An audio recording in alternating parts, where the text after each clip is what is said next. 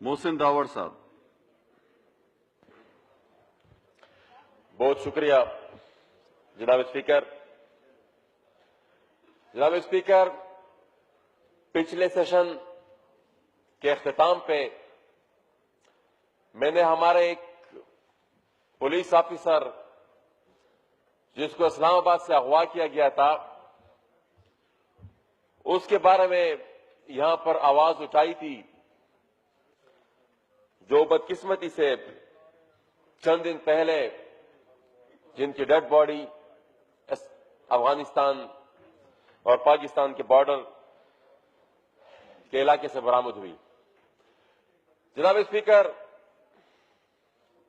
یہ بہت ہی افسوسناک واقعہ ہے. وہ اس لحاظ سے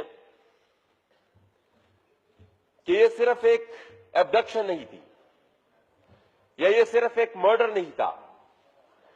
جس طریقے سے اس کو یہاں سے اٹھایا گیا اور پھر اس کے اغوائی کے بعد جس بے حسی کا مظاہرہ کیا ریاست نے اور پھر جس طریقے سے اس کو افغانستان لے جایا گیا، یہ تمام سوالات، یہ تمام معاملات ریاست کی کارکردگی پر وہ سوالات اٹھا رہے ہیں جن کے جوابات ریاست کو دینے ہوں گے. جناب اسپیکر، ہمیں سمجھ یہ نہیں آ رہی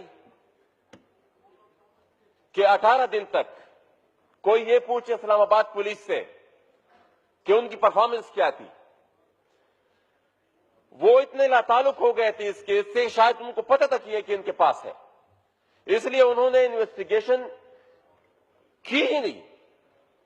وہ اتنے بحث ہو گئے تھے اور یہ سوال ہم پوچھیں گے کہ وہ کون سی قوت تھی جن سے آپ پوچھ تک نہیں رہے تھے کہ کیوں اٹھایا گیا ان کو.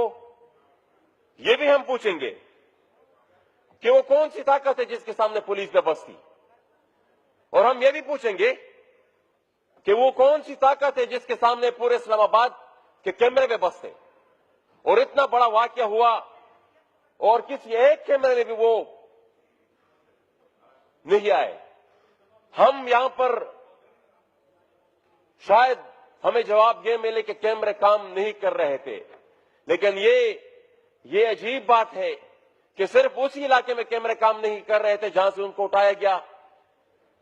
اور جناب اسپیکر، یہ بھی ہم پوچھیں گے کہ بولا وہ کون سی طاقت ہے جس کے سامنے اسلام آباد سے لے کر تورہم تک تمام کی تمام چیک پوسٹ ہیں، تمام کے تمام وہاں پر جو چیک پوسٹ ہیں وہ کھل جاتی ہیں، نہ انہیں کوئی روکتا ہے نہ انہیں کوئی ٹوکتا ہے.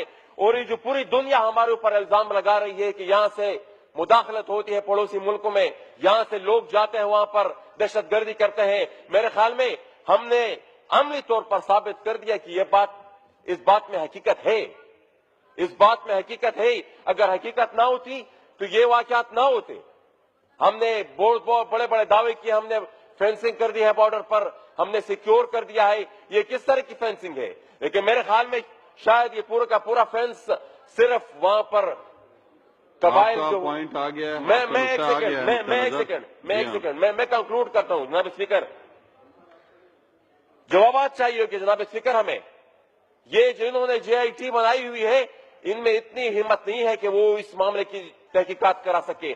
18 دن تک یہ اسلام آباد پولیس ٹرسٹ سے مست نہیں ہو رہی تھی، اب وہ کیا کر لیں گے؟